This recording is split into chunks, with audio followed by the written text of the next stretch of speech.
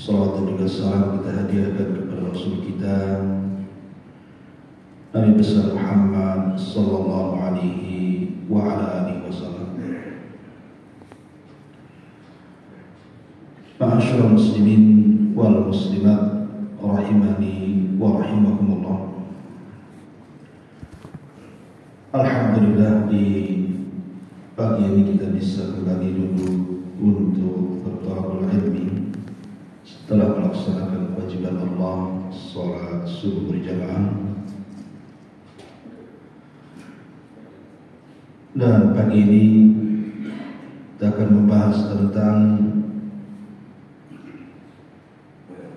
6 amalan yang menjadikan kita terkenal di hadapan para malaikat yang ada di langit sana.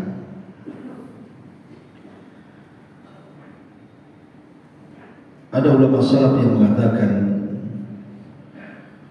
kam min masyhurin fil ardi majhulun fis sama,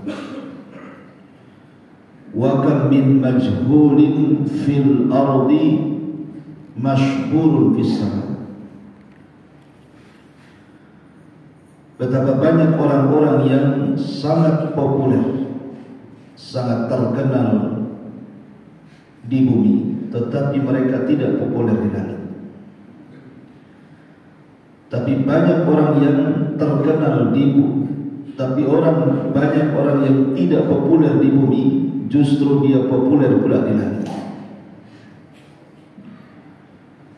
Ma'asyiral muslimin yang dimuliakan Allah Subhanahu wa taala, di zaman Nabi sallallahu alaihi wasallam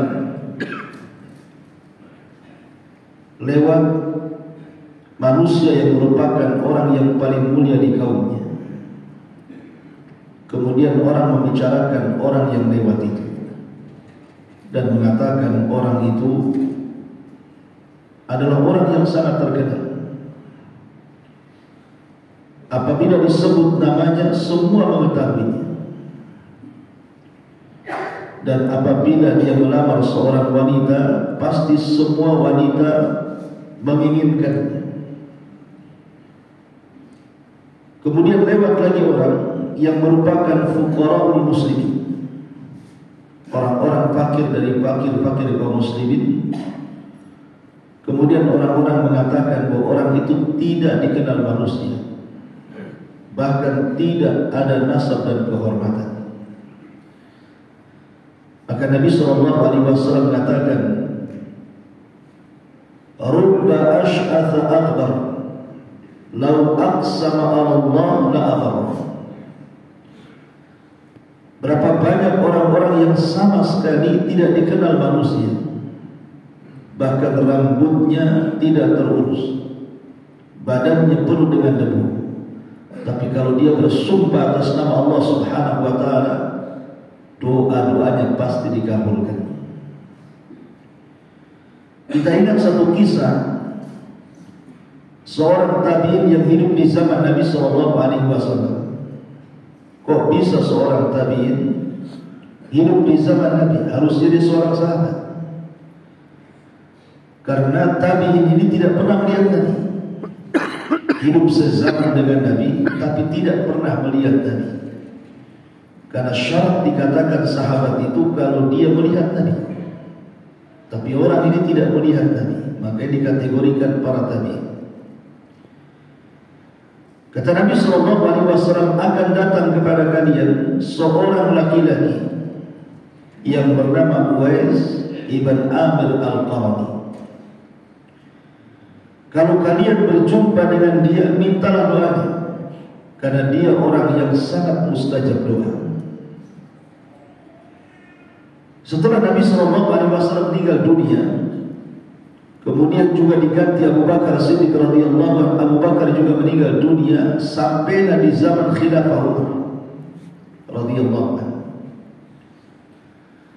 Jadi Umar ini terus terngiang hadis Nabi sallallahu alaihi wasallam tentang sosok seorang Uwais ibn Amir al-Qarni, dan dia terus mencarinya.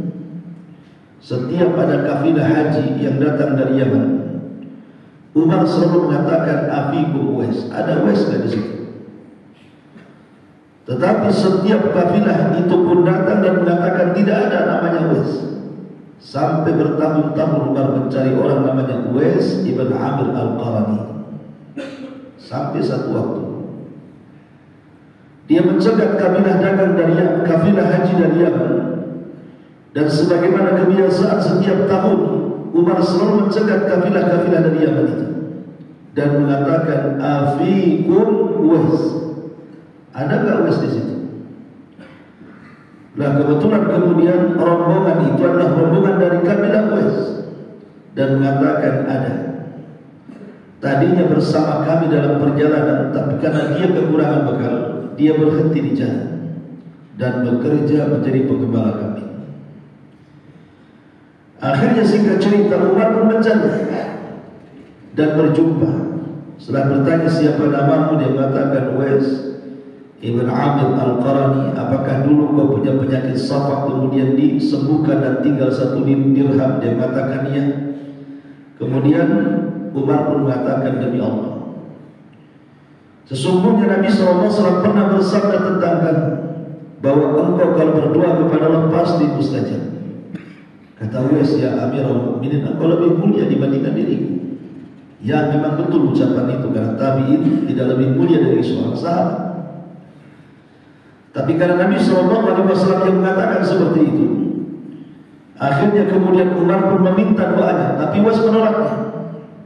Sampai kemudian Umar merengek supaya Uwais mendoakan dirinya. Akhirnya Uwais pun mendoakan Amirul Mukminin dengan syarat tidak memberitahu siapapun.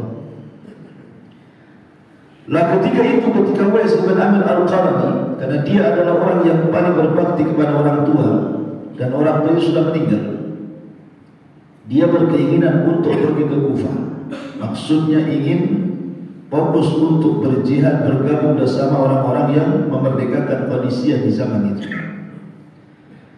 Lah karena Umar berterima kasih sudah mendoakan dirinya, maka Umar pun mengatakan, kalau engkau pergi ke Kufah, aku akan menulis surat. Sampaikan surat ini kepada pemimpin Kufah, maka engkau akan dimuliakan di sana. Maka Uwais ibn Amir al-Qarani mengatakan, tidak, aku ingin seperti kaum muslimin yang lainnya. Dia menolak. Padahal kalau seandainya dia kemudian menerima surat dari Umar untuk disampaikan kepada wali Kufah, tentu dia akan dikenal di sana. Tapi dia tidak mau dikenal di tengah-tengah manusia. Cukuplah dikenal di hadapan Allah dan Rasulnya. Itulah Uwais ibn Amir al-Qarani rahimahullah ta'ala. Ma'asyiral muslimin yang dimuliakan Allah Subhanahu wa ta'ala, kita tahu bahwa ada beberapa amalan yang menjadikan kita bisa terkenal di langit. Di zaman Nabi SAW, Rasul banyak menyebutkan para sahabat yang disebut-sebut namanya di langit, seperti Ubay bin Ka'ab, Khadijah bintu Khuwailid, Aisyah radhiyallahu anha, dan banyak sederetan para sahabat. Mereka disebutkan keistimewaannya di langit. Tapi kita tidak seperti mereka. Kita bukan sahabat, bukan para tabi'in, dan bukan orang-orang mulia seperti mereka. Tetapi bukan berarti kita tidak bisa nama kita disebut di langit. Makanya di sini ada 6 amal yang disebutkan Nabi SAW. Bagaimana caranya kita menjadi populer di langit walaupun tidak populer di dunia. Karena tabiat manusia ikhwatufiddin pasti namanya syuhrah, popularitas itu. Semua ingin dikenal. Apa dengan adanya medsos kan? Ada yang ingin dikenal kebaikannya, ada juga yang ingin dikenal keburukannya pula. Lah apa saja amalan itu? Yang pertama disebutkan oleh para ulama, mengacu kepada hadis Abi Hurairah radhiyallahu anhu. Nabi SAW bersabda, "Idza ahabba Allahu 'abdan nadahu Jibril." Apabila Allah Subhanahu wa taala cinta dengan seorang hamba, maka yang pertama kali dipanggil oleh Allah Subhanahu wa taala adalah malaikat Jibril. Dan Jibril adalah pemimpinnya para malaikat. Kemudian Allah Subhanahu wa taala mengatakan, "Ya Jibril, inni uhibbu fulanan fa ahibba." Wahai Jibril, aku senang dengan si fulan, kata Allah, maka aku harus senang juga dengan dia. Jadi Allah meminta kepada Jibril untuk menyukai orang yang disukainya. Maka kemudian Jibril alaihi salatu wassalam memanggil seluruh malaikat yang ada di bawahnya dan mengatakan, "Ya malaikatallah, innallaha ahabba fulanan fa ahibbuhu." Wahai malaikat-malaikat Allah dimanapun kalian berada, sesungguhnya Tuhan kita Allah sudah mencintai si fulan, maka kalian harus mencintai juga si fulan itu. Maka ketika seluruh malaikat mencintai si fulan yang dicintai Allah Subhanahu wa taala, maka Allah menanamkan kecintaan kepada makhluk yang ada di bumi. Dari hadis ini dapat kita simpulkan bahwa kalau kita ingin disebut namanya di hadapan Jibril, di hadapan Mikail, di hadapan Israfil, di hadapan para malaikat-malaikat pemikul arsy, bahkan seluruh malaikat yang ada di langit, bahkan semua malaikat yang ada dimanapun mereka bertugas, maka raihlah kecintaan Allah Subhanahu wa ta'ala. Kalau kita mendapatkan kecintaan Allah, maka Allah akan meminta malaikat-malaikatnya untuk mencintai kita. Bahkan Allah tanamkan kecintaan kepada penduduk bumi untuk cinta kepada kita. Ini menunjukkan bahwa amalan yang pertama, raihlah kecintaan Allah Subhanahu wa ta'ala. Tentu banyak perkara-perkara yang menjadikan Allah cinta dengan kita. Contoh saja umpamanya, Nabi SAW bersabda dalam hadis qudsi, "Wa ma yazalu ar-rajulu yataqarrabu ilayya bin nawafil hatta uhibbahu." Ketika seorang hamba setelah melaksanakan kewajiban Allah, dia pun menyempurnakan dengan yang sunnah-sunnah, maka Allah Subhanahu wa ta'ala akan meletakkan cintanya kepada hamba itu. Atau contoh yang lain umpamanya, Nabi SAW mengatakan, "Innallaha idza ahabba 'abdan ibtalahu, faman radiya falahu ridha wa man sakhita falahu sukhط." Jadi Allah itu kalau mencintai seorang hamba, maka Allah akan uji hamba itu. Kalau dia redha dengan ujiannya, maka Allah redha kepadanya, itu tanda cinta Allah kepadanya. Tapi kalau dia benci dengan ujian itu, Allah pun murka kepadanya. Dan secara umum, amalan-amalan yang dicintai Allah adalah semua ibadah atau amal saleh yang kita lakukan. Ini yang pertama. Kemudian yang kedua, memperbanyak zikir kepada Allah Subhanahu wa ta'ala. Nabi Allah Yunus alaihi salatu wassalam ketika pergi meninggalkan kaumnya Nainawa yang ada di Irak itu, disebabkan karena kaumnya tidak beriman. Jadi Nabi Allah Yunus itu sudah berdakwah bertahun-tahun lamanya, satu pun tidak beriman. Itulah ujian seorang Nabi. Akhirnya kemudian Nabi Yunus pun mulai meminta kepada Allah Subhanahu wa ta'ala untuk mengadab kaumnya. Kemudian Nabi Yunus mengatakan di hadapan kaumnya, "Kalau kalian tetap tidak mau beriman, tunggu sampai 3 hari. Allah akan kirimkan azab kepada kalian." Hari pertama tidak muncul pula azab itu, tanda-tandanya pun tidak ada. Hari kedua juga sama, tidak muncul juga dan tidak pun ada tanda-tanda. Sehingga Nabi Yunus alaihi salatu wassalam di hari ketiga, Nabi Yunus meninggalkan kaumnya. Nah, ketika Nabi Allah Yunus sudah tidak di Nainawa lagi dan dia sudah pergi, rupanya tanda azab itu datang. Ketika tanda azab itu datang, maka ketakutan untuk kaumnya. Karena ketakutan, akhirnya semua kaumnya Nabi Yunus mereka beriman dan Nabi Yunus tidak tahu. Bayangkan, sampai 100.000 lebih. Kaum Nabi Yunus itu disebutkan dalam Quran itu. Mereka semua beriman, tapi Nabi Yunus tidak tahu kalau sudah pergi masalahnya. Nah, kepergian Nabi Yunus alaihi salatu wassalam dari kaumnya ini sebuah kesalahan. Karena Allah belum mengizinkan dia pergi pula. Makanya Allah Subhanahu wa taala aqabah, menguji Nabi Yunus alaihi salatu wassalam ketika dalam perahu. Sebutkan dalam Bidayah wa Nihayah karya Imam Ibnu Katsir rahimahullah taala. Jadi tiba-tiba kapal yang dinaiki Yunus ini dan penumpang-penumpang yang lainnya, mereka terhenti di tengah lautan. Kenapa? Karena diputar-putar dengan zunnun, ikan yang sangat besar yang sedang kelaparan. Jadi ikan itu memutar-mutar di situ dan akan memakan orang yang ada di perahu itu, ikan besar. Maka orang-orang mengatakan harus ada yang dikorbankan satu supaya ikan itu pergi. Maka kasih makanan satu orang. Akhirnya kemudian mereka pun mengundi siapa yang berhak dilemparkan ke lautan untuk menjadi santapan ikan. Akhirnya setiap diundi keluar Nabi Yunus, setiap diundi keluar Nabi Yunus. Dan orang-orang melihat penampilan Yunus ini bukan penampilan biasa, penampilan orang saleh. Mereka tidak mau orang yang seperti ini disantapkan ke dalam ikan.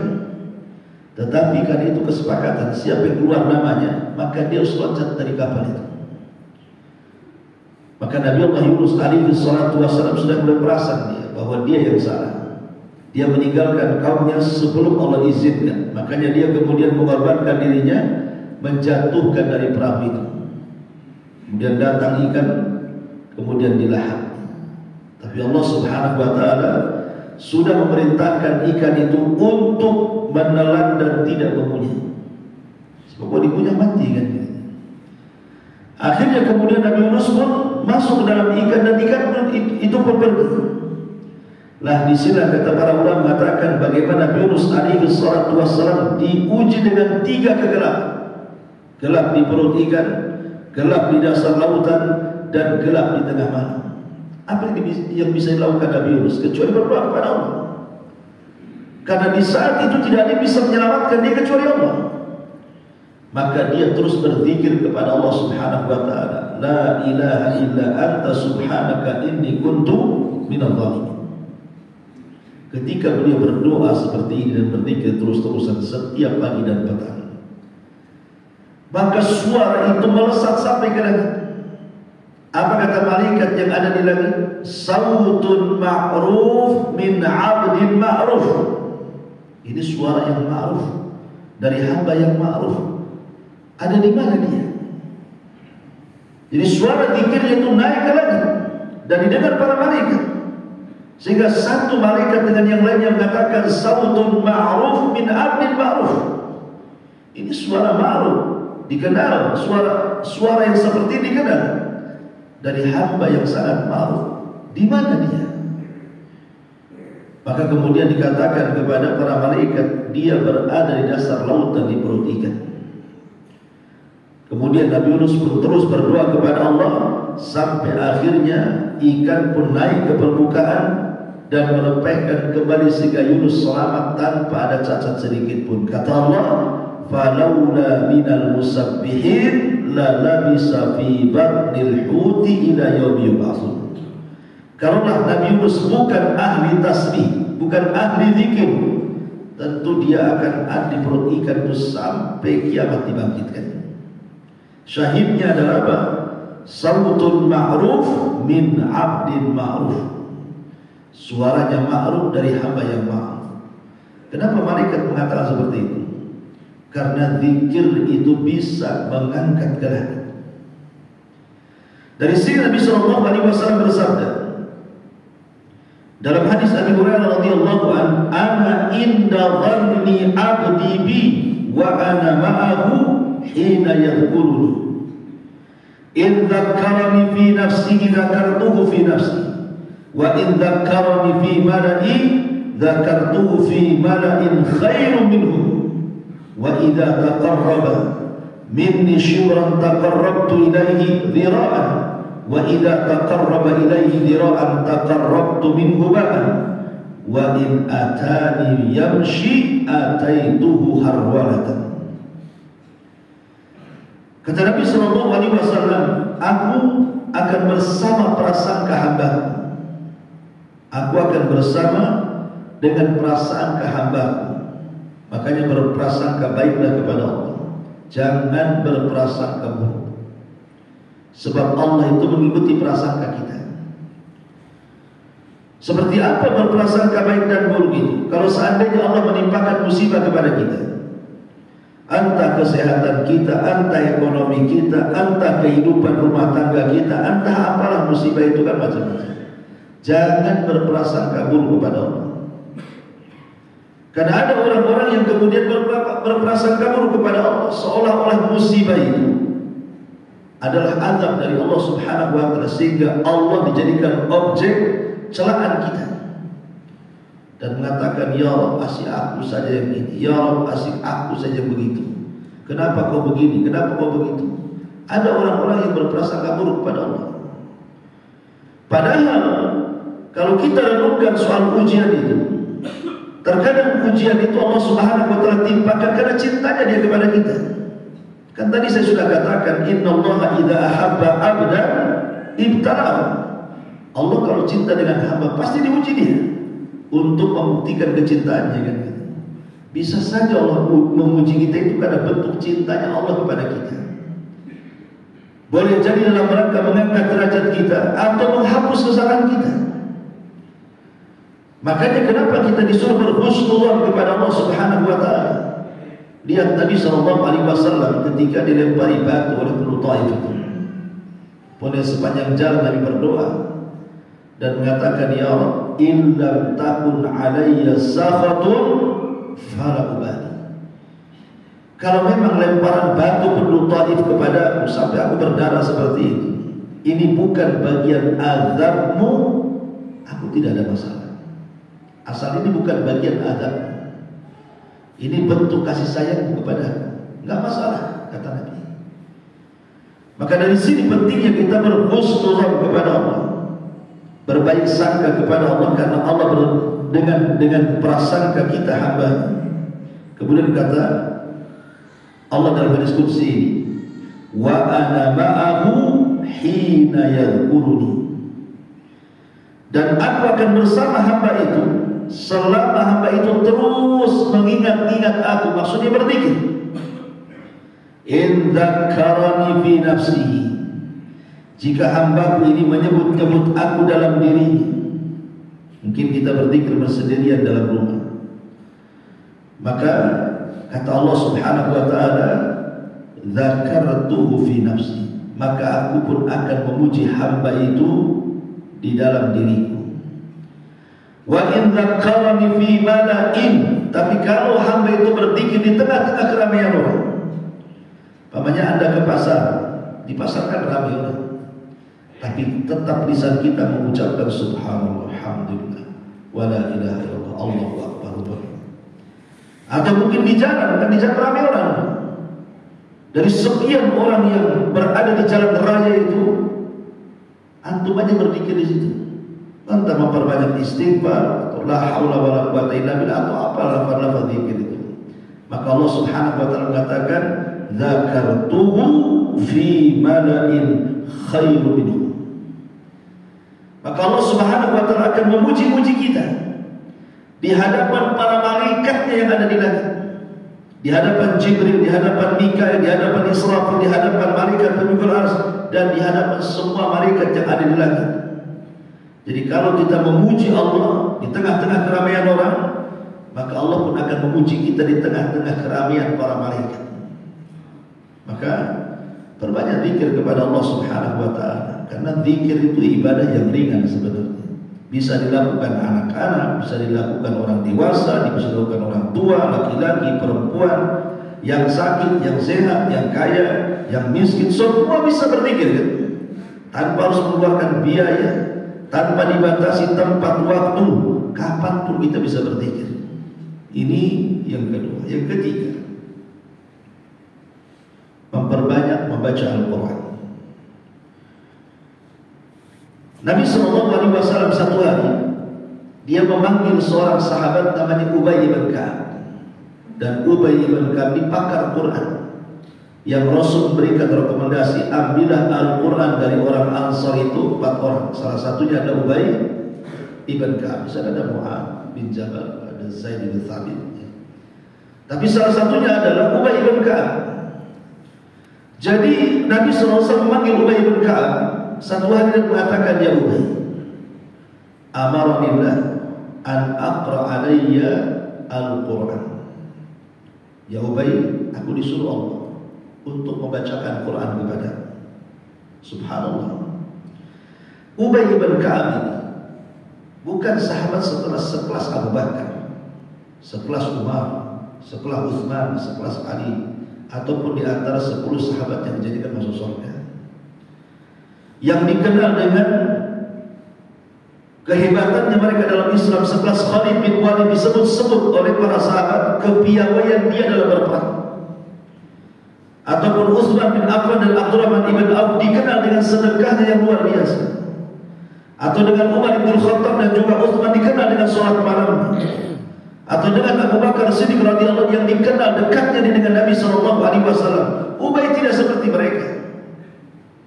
Ubay tidak dikenal dengan sedekahnya, tidak dikenal dengan keberanian perangnya, tidak dikenal dengan ini itu. Dia hanya dikenal dengan Qur'annya saja. Dia dikenal sebagai qari. Maka di zaman Umar, dialah yang memimpin tarawih pertama dalam sejarah berjamaah selama 1 bulan di masa Umar bin Khattab dengan 23 rakaat.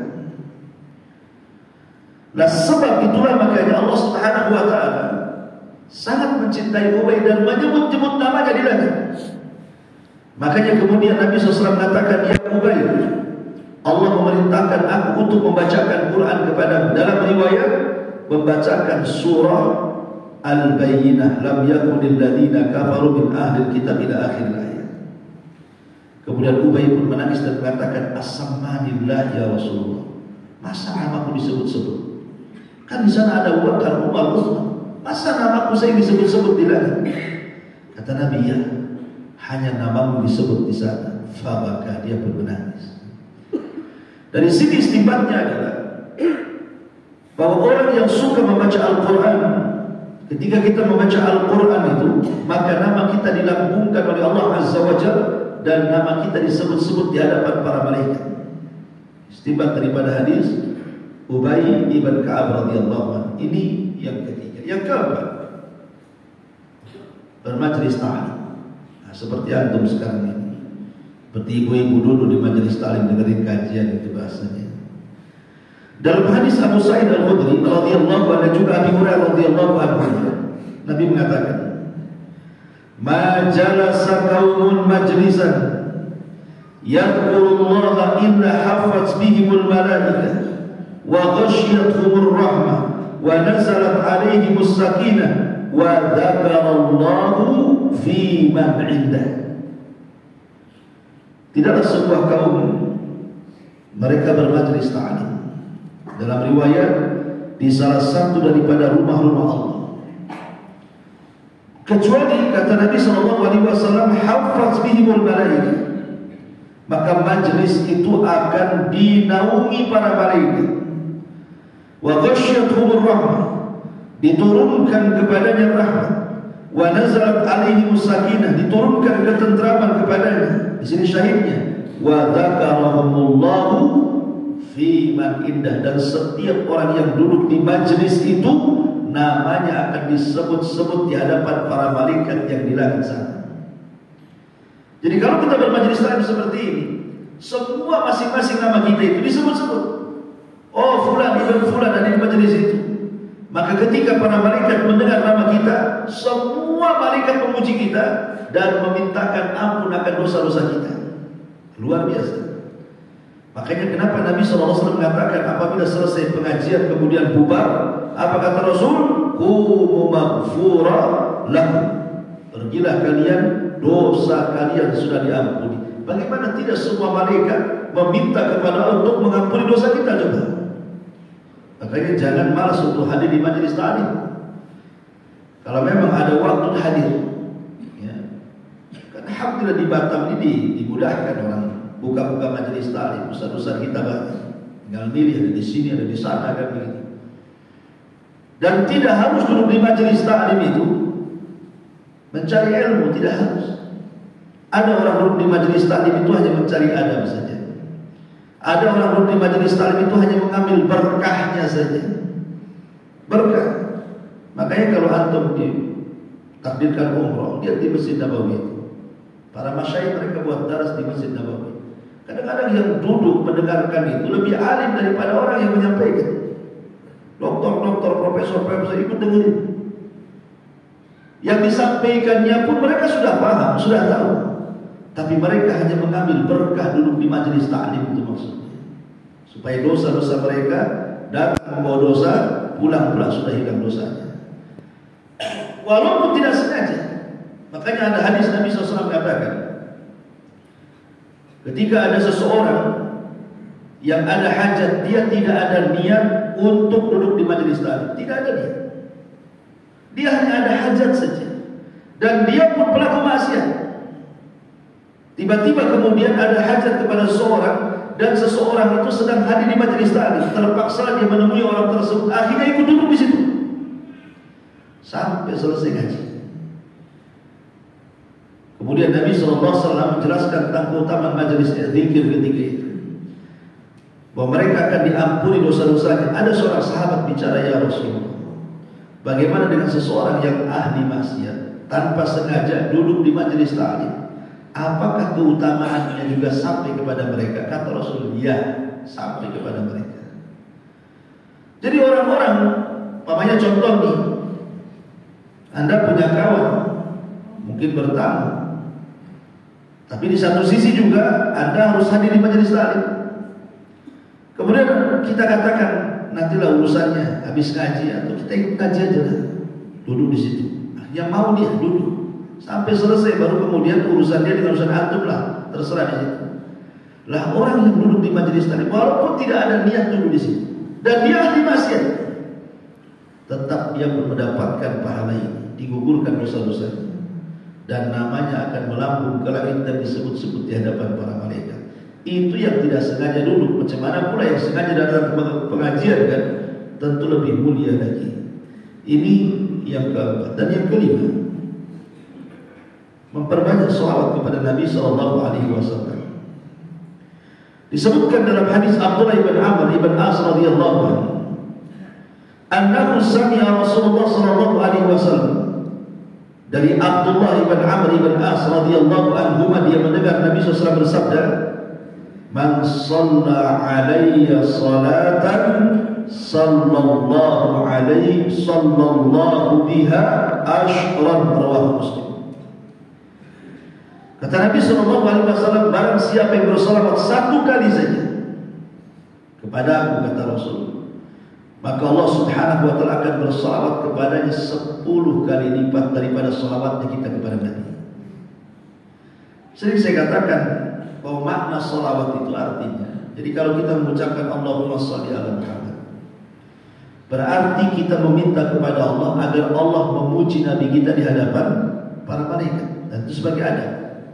Jadi kalau kita katakan Allahumma sholli ala Muhammad, berarti seolah-olah kita katakan, ya Allah, pujilah Nabi kita Muhammad di hadapan para malaikat yang ada di langit. Karena arti sholawat itu artinya pujian.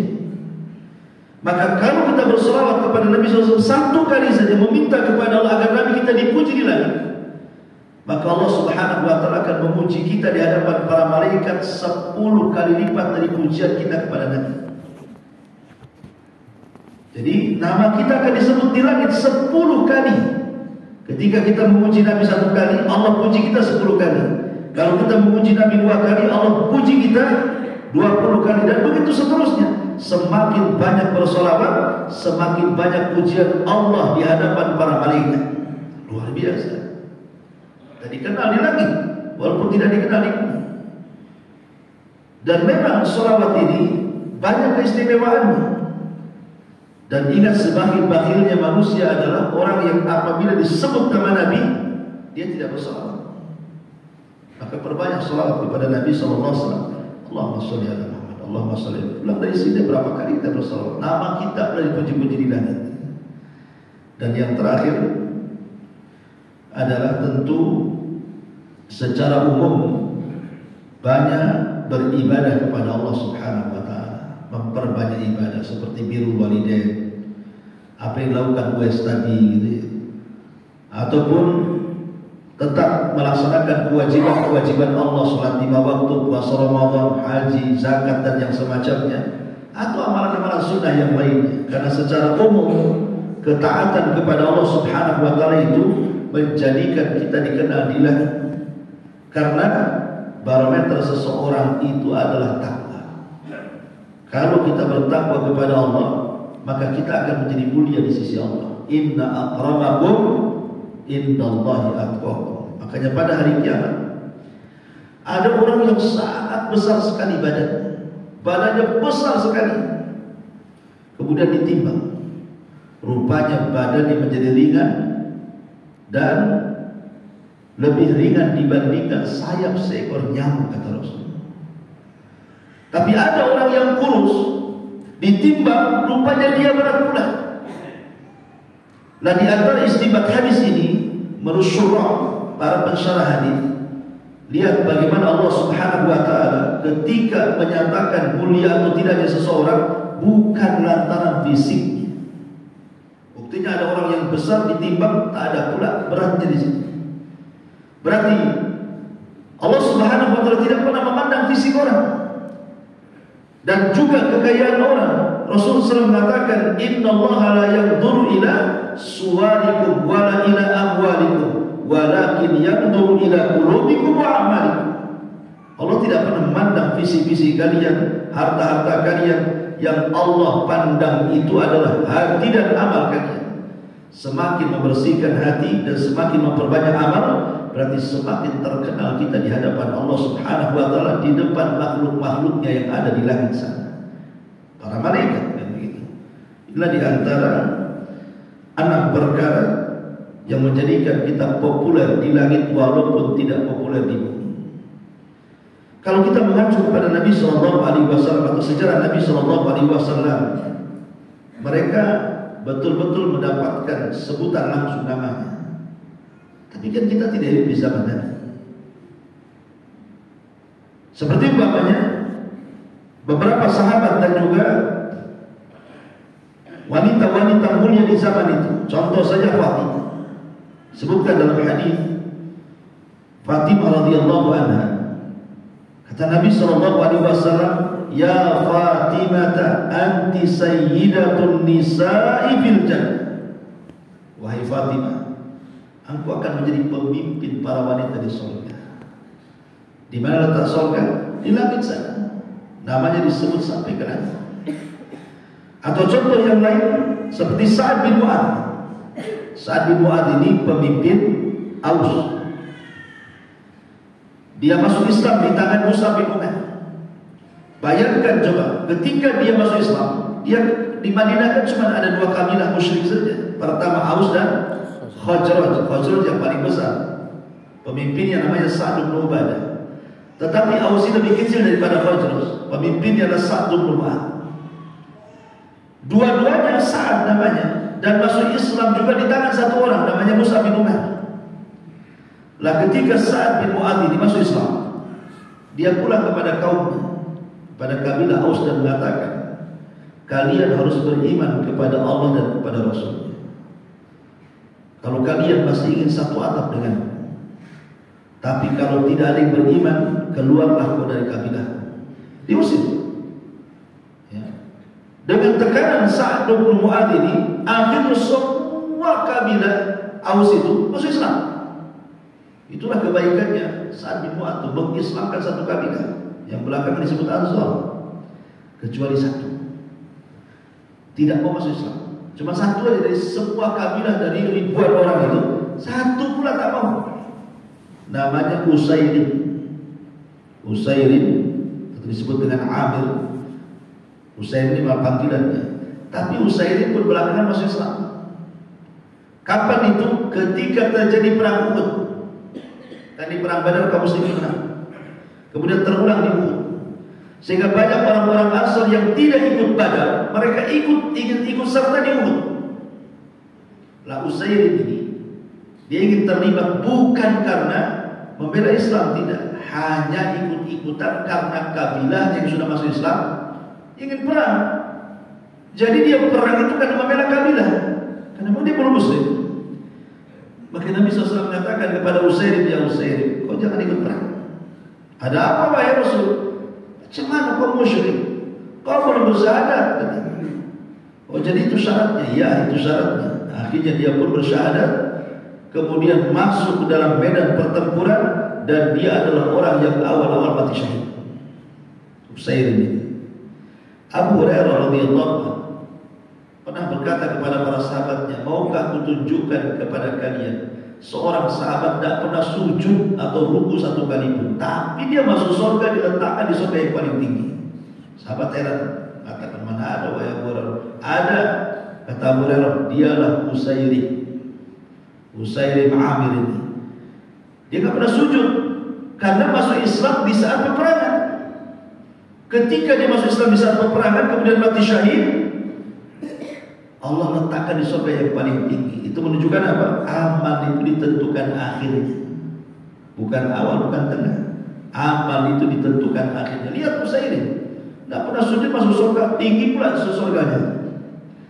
Yang ingin saya katakan adalah Sa'd bin Mu'adz, pemimpinnya Aus ini, saat meninggal sama juga, dia terluka di perang Badar, kemudian sampai meninggal ketika menyerbu Bani Quraidah. Saat meninggalnya Sa'd bin Mu'adz ini, apa yang terjadi? 70.000 malaikat datang. Malaikat tidak pernah turun. 70.000 malaikat turun ke bumi mengantarkan jenazahnya. Kata Nabi SAW, sungguh kematian saat ini menggegarkan aras Allah Subhanahu wa Ta'ala. Demi Allah, kata Rasul, kalau seandainya manusia selamat dari himpitan kuburan, tentulah Sa'ad orangnya. Tapi Sa'ad pun tidak selamat. Artinya semua manusia itu pasti akan dihimpit oleh kuburan. Tapi bedanya, ketika orang-orang yang beriman dihimpit kuburan, bukan seperti orang kafir saat dihimpit kuburan meretakkan tulang persediaan sehingga berteriak dan tidak ada yang mendengar kecuali binatang. Seorang muslim ketika dihimpit itu sama dengan seorang ibu memeluk bayinya, karena tanah itu bimanzilatil um, ya, sekedudukan dengan ibu, karena Adam dari tanah, seolah-olah kita kembali kepada ibu kita yang ada dalam tanah itu. Sehingga ketika dihimpit itu hanya sekedar pelukan saja. Baru setelah itu terjadi fitnah kubur, pertanyaan siapa Rabbmu, siapa nabimu, siapa apa agamamu, dan begitu seterusnya. Tapi syahidnya di sini siapa? Sa'd bin Mu'adz. Dikenal di langit, 70.000 malaikat turun. Ataupun contoh yang lainnya, contoh umpamanya Abu Yasin dalam Qur'annya, keluarga Abu Yasin, atau dikenal dengan Habibun Najjar. Habibun Najjar ini, kalau antum baca kitab surah atau baca surah Yasin, itu ada kisah di situ. Namanya kisah Habibun Najjar dalam surah Yasin. Jadi dalam surah Yasin itu ada kisah Habibun Najjar, ceritanya bahwa Allah Subhanahu wa Ta'ala mengutus kepada sebuah perkampungan Bani Israel 2 nabi, tapi tidak ada yang beriman juga. Bayangkan, satu desa 2 nabi, tidak ada yang beriman. Maka Allah mengatakan fa'ajazna bitsalits, kami tambah 1 lagi jadi 3. Tidak juga ada yang beriman. Subhanallah, degilnya Bani Israel. Akhirnya mereka mulai mengancam 3 nabi ini untuk dibunuh kalau mereka tetap berdakwah. Lah ancaman ini sampai ke telinga Habibun Najjar. Habibun Najjar ini seorang penjahit, orang miskin, tapi sudah beriman, hidup di perbatasan kota. Ketika dia mendengar ada 3 nabi yang ditentang dan akan dibunuh, dia datang ke tempat itu, kemudian memberitahu mereka, dan itu semua dijelaskan dalam surah Yasin, agar jangan mengganggu mereka. Kalau kalian tidak beriman, jangan ganggu mereka. Tetapi kemudian justru Habibun Najjar inilah yang ditangkap, kemudian dikubur separuh badan, kemudian dirajam sampai mati. Dan riwayat dikubur hidup-hidup Habibun Najjar. Tetapi saat kematiannya, rohnya langsung diangkat ke langit kemudian dimasukkan ke dalam surga. Kemudian dia mengatakan, duhai kiranya tak kaumku mengetahui, duhai kiranya kaumku mengetahui bahwa Allah sudah mengampuni dosa-dosaku dan Allah berikan aku ke dalam surga. Kalau aku bisa memberitahu, pasti aku akan beritahu mereka. Ya, tapi kan tak mungkin terputus alam barzah dengan alam dunia, tak mungkin ketemu kan begitu. Tapi Habibun Najjar mengatakan, sekiranya mereka tahu apa yang Allah anugerahkan kepada aku, tentu mereka tidak akan menyakiti tiga nabi itu. Artinya lihat Habibun Najjar, orang miskin yang ada di perbatasan Madinah, membela tiga nabi, akhirnya dia dikenal di langit dan Allah masukkan ke dalam surga. Dan banyak lagi kisah-kisah para sahabat, dan itulah di antara 6 amalan yang bisa kita jadi modal supaya kita populer di langit. Saya ulangi, yang pertama, raihlah kecintaan kepada Allah agar Allah mencintai kita. Kemudian yang kedua, memperbanyak zikir kepada Allah Azza wa Jalla. Kemudian yang ketiga, membaca Al-Quran. Kemudian yang keempat, bermajlis ta'lim. Kemudian yang kelima, perbanyaklah sholawat. Dan yang terakhir, perbanyaklah amal saleh dari ketaatan-ketaatan kepada Allah Subhanahu wa taala. Subhanallah wa bihamdika, asyhadu an la ilaha illa anta, astaghfiruka wa atubu ilaik. Allahu ta'ala. Assalamualaikum warahmatullahi wabarakatuh.